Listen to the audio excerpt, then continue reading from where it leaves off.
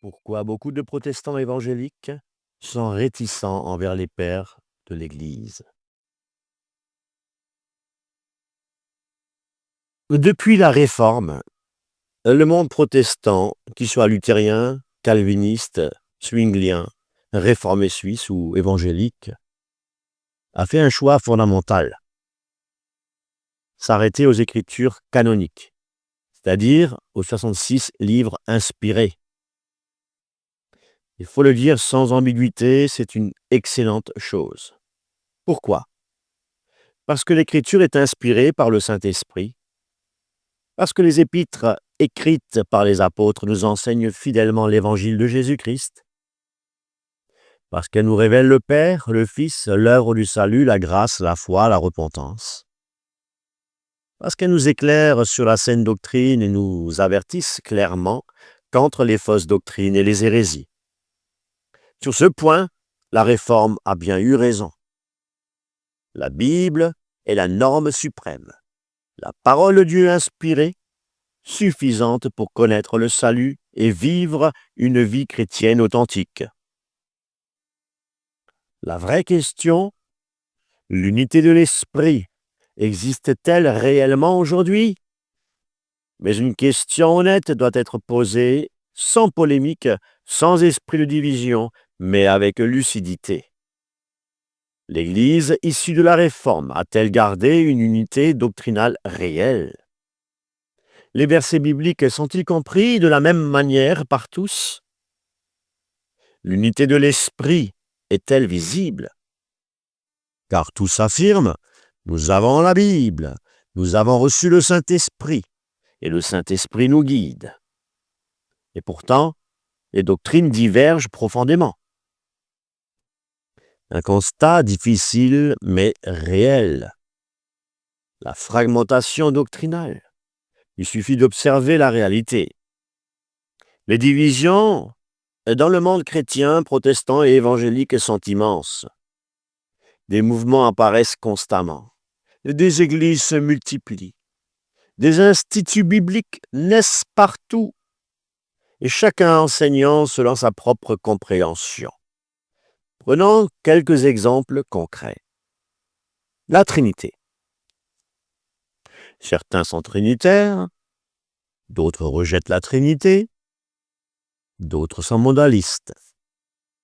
Le baptême. Pour certains, il est purement symbolique. Pour d'autres, il est indispensable.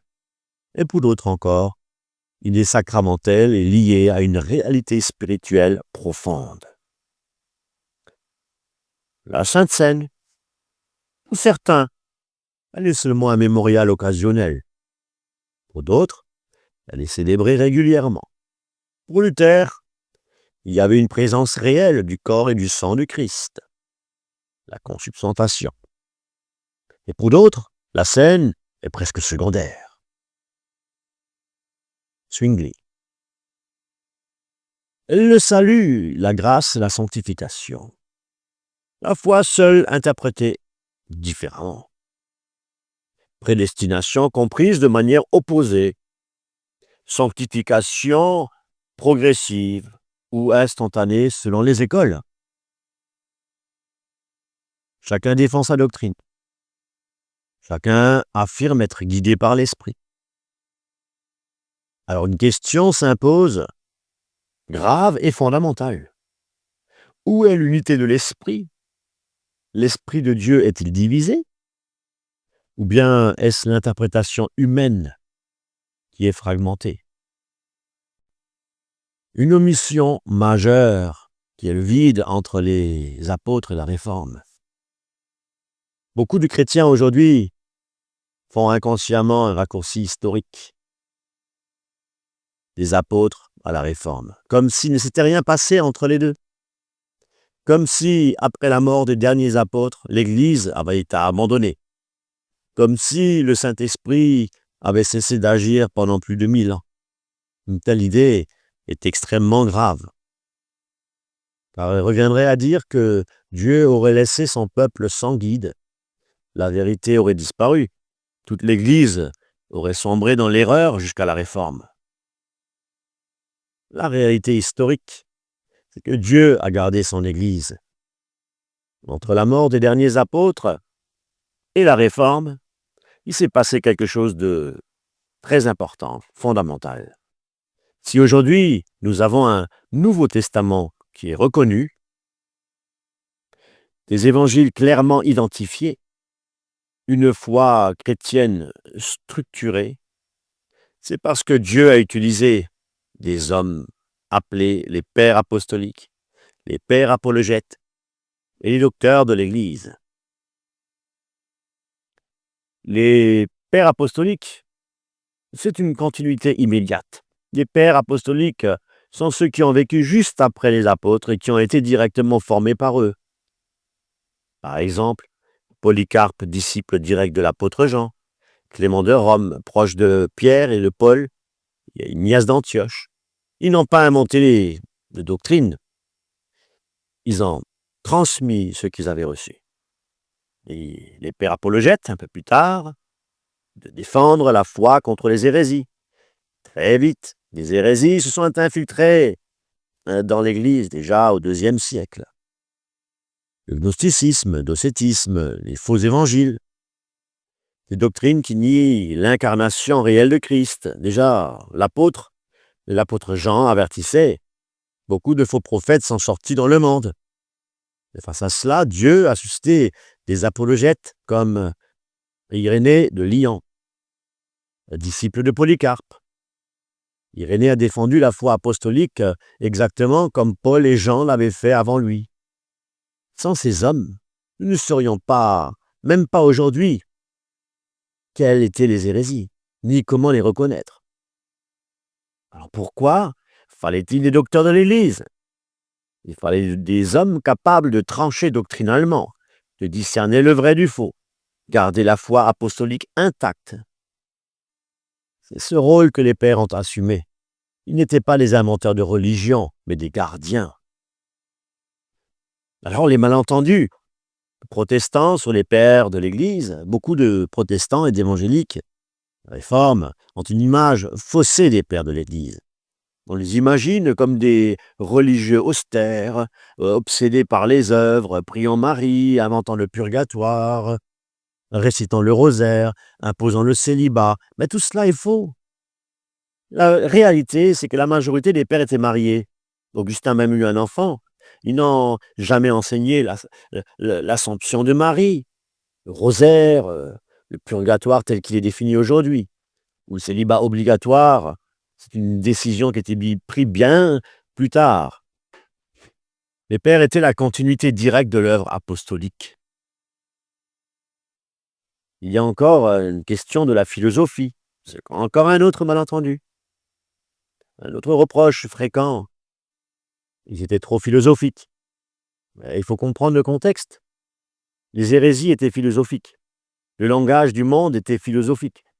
Et bien pour réfuter l'erreur, il fallait répondre sur le même terrain. Les pères n'ont jamais remplacé l'évangile par la philosophie. Ils ont utilisé la raison comme un outil, jamais comme une autorité. Paul lui-même raisonne, argumente, explique. La réforme, oui, elle était bien nécessaire, mais incomplète. La réforme a voulu bien faire.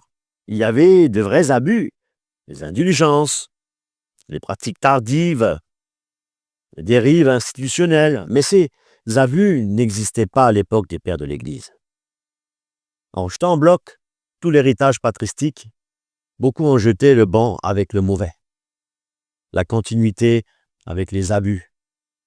Aujourd'hui, une répétition des mêmes erreurs. Aujourd'hui, nous voyons des milliers de divisions, des doctrines déjà réfutées dans les premiers siècles, des esprits anciens à l'œuvre sous des formes nouvelles. Ce que les apôtres ont combattu, ce que les pères ont réfuté, réapparaît encore. Oui, s'arrêter à l'écriture est juste. Oui, la Bible est la norme suprême. Cependant, ignorer les pères, ignorer la continuité apostolique, ignorer l'histoire de l'Église, c'est s'exposer à la division, à la confusion, à la répétition même des hérésies. La Bible sans mémoire devient vulnérable. L'Église sans continuité devient fragmentée. Les apôtres en fondaient, les pères en gardaient. Et aujourd'hui, nous avons la responsabilité de discerner. Quand on parle de l'héritage patristique, on ne parle pas d'une tradition humaine qui était ajoutée à la Bible. On parle de la continuité vivante de l'enseignement apostolique qui était transmise, protégée et défendue par l'Église des premiers siècles. Et tout cela sous la direction du Saint-Esprit, bien entendu. Cet héritage couvre environ 9 siècles, du 1er au 9e siècle, une période importante durant laquelle la foi chrétienne a été transmise, clarifiée, défendue, protégée contre les hérésies. Et sans cet héritage, nous n'aurions même pas aujourd'hui le Nouveau Testament tel que nous le connaissons. Il y a eu une chaîne de transmission, et cette chaîne de transmission a été voulue par Dieu. Les apôtres qui ont été choisis directement par Jésus-Christ, les pères apostoliques mandatés directement par les apôtres, les pères apologètes formés par les disciples des apôtres et les pères de l'Église, docteurs et défenseurs de la foi. Ce n'est pas une invention tardive, c'est exactement ce que l'apôtre Paul décrit lorsqu'il dit dans 2 Timothée 2:2 « Ce que tu as entendu de moi en présence de nombreux témoins, confie-le à d'autres, à des hommes fidèles, capables de l'enseigner aussi à d'autres. » Nous voyons ici 4 générations, Paul, Timothée, des hommes fidèles et d'autres encore. Et ça, c'est la tradition apostolique. La tradition apostolique à ne pas confondre avec la tradition humaine. Quand la Bible parle de tradition, elle ne parle pas forcément de tradition humaine. Paul le dit clairement. Dans 2 Thessaloniciens, chapitre 2, verset 15, « Ainsi donc, frères, demeurez fermes et retenez les traditions que vous avez apprises, soit par notre parole, soit par notre lettre. » Ici, Paul parle effectivement de 2 choses. Ce qu'il a écrit, donc les lettres, les épîtres, ou ce qui a été transmis oralement. Donc tout n'a pas été écrit. Jean lui-même dit, Jésus a fait encore beaucoup d'autres choses. Si on les écrivait en détail, le monde même ne pourrait contenir les livres qu'on écrirait. Jean 21-25. Pourquoi fallait-il un discernement des écrits? Eh bien, dans les premiers siècles, il existait des dizaines d'écrits chrétiens, mais tous n'étaient pas inspirés. Par exemple, l'évangile de Thomas, l'évangile de Philippe, l'évangile de Judas, de Marie, les actes de Pierre, l'Apocalypse de Pierre. Eh bien, ces textes sont des apocryphes. Ils contenaient souvent des doctrines gnostiques, une vision fausse de Jésus, un salut par la connaissance secrète, un rejet de la création matérielle. Par exemple, l'évangile de Thomas présente un Jésus qui ne parle ni de la croix, ni du péché, ni de la rédemption, mais d'une connaissance intérieure réservée à quelques-uns. Il fallait donc répondre à une question très importante. Quels écrits viennent réellement des apôtres? Eh bien, un travail colossal et guidé bien sûr par le Saint-Esprit. Eh bien, ce discernement n'a pas été fait au hasard. Les critères étaient très clairs, l'origine de l'être apostolique, conformité avec l'enseignement reçu des apôtres, usage universel dans les églises, fidélité à la foi transmise. Et ce travail était confié à des évêques et les disciples directs des apôtres, donc des hommes formés dans la tradition apostolique. On peut rencontrer Polycarpe, qui était directement disciple de l'apôtre Jean. Irénée de Lyon, disciple de Polycarpe. Irénée écrivait, écoutez bien, nous pouvons énumérer les évêques institués par les apôtres et leurs successeurs jusqu'à nous. Eh bien, c'est grâce à ce travail que le canon du Nouveau Testament a été reconnu. Il n'a pas été inventé. Mais malheureusement, des hérésies se sont infiltrées très très tôt. Comme je le disais tout à l'heure, déjà au 1er siècle, l'Église a été attaquée. Et Jean le dit clairement. Jean le dit clairement, beaucoup de séducteurs sont entrés dans le monde. Et parmi ces hérésies, des hérésies combattues, il y avait le gnosticisme, dire le salut par la connaissance secrète, le docétisme, que Jésus n'aurait pas eu un vrai corps, le marcionisme, un rejet de l'Ancien Testament, l'arianisme, Jésus n'est pas vraiment Dieu, le sabellianisme, Dieu n'est qu'un seul mode, pas une trinité. Eh bien, ces doctrines n'ont rien de nouveau, on les retrouve encore aujourd'hui, mais sous d'autres noms. Eh bien, il fallait utiliser la philosophie pour réfuter, justement. La majorité des hérésies venaient de ces philosophes païens qui étaient, entre guillemets, à moitié convertis. Ils mélangeaient l'évangile, Platon, stoïsme, néoplatonisme. Mais pour leur répondre, qu'est-ce qu'il fallait faire? Il fallait parler leur langage, utiliser la raison, démontrer les incohérences. C'est pourquoi on parle aussi des pères apologètes. Par exemple, Justin Martyr, un philosophe qui a été converti. Irénée de Lyon, un grand défenseur contre les gnostiques. Tertullien, un juriste. Ils ne remplaçaient pas l'évangile par la philosophie. Ils utilisaient la philosophie comme un outil, pas comme une source. Même Paul a fait cela à Athènes, dans Acte 17. Et pourquoi cet héritage est essentiel aujourd'hui? Parce que sont les pères, chacun interprète la Bible à sa manière. Les mêmes hérésies reviennent, l'unité de foi se perd. Aujourd'hui, beaucoup disent « j'ai le Saint-Esprit, j'ai besoin de personne ». Mais Paul dit « Dieu a établi dans l'Église quoi? D'abord des apôtres, des prophètes et des docteurs ». 1 Corinthiens 12, 28, oui. Et les docteurs de l'Église. Dieu agit par des hommes. Les hommes sont imparfaits. L'héritage patristique n'est pas un ajout à l'Évangile, c'est la mémoire vivante de l'Église apostolique. Dieu a utilisé des apôtres, les pères apostoliques, les pères apologètes, les docteurs de l'Église, pour la foi transmise une fois pour toutes aux saints. Jude 3. Ignorer cet héritage, ce n'est pas être plus public, c'est souvent se priver d'une protection que Dieu lui-même a accordée. Nous devons comprendre aussi que Satan attaque toujours la doctrine du Christ. Satan ne s'attaque pas d'abord aux émotions ni aux formes extérieures de la foi, mais la doctrine du Christ. C'est pourquoi il y a eu beaucoup d'hérésies les premiers siècles. Et nous avons un héritage précieux également, ce sont les conciles. À cause de toutes ces hérésies, il a fallu discuter, prier, jeûner, examiner les Écritures et trancher clairement. C'est de cette manière qu'a eu lieu les conciles. Les conciles n'étaient pas des réunions politiques. C'était des réels combats spirituels pour la vérité. Grâce à eux, la foi a été clarifiée, les hérésies ont été nommées, la doctrine chrétienne a été protégée. Oui, oui. En conclusion, on peut dire que les pères de l'Église n'ont pas remplacé la Bible, ils ont défendu la Bible. Ils n'ont pas glorifié la philosophie, ils ont démasqué ses limites. Ils n'ont pas cherché la vérité par l'orgueil humain. Ils ont servi la révélation de Dieu. Si Dieu ne les avait pas suscités, la foi aurait été fragmentée dès le début. La doctrine du Christ aurait été corrompue. L'Église aurait perdu son fondement. C'est pourquoi leur héritage est précieux.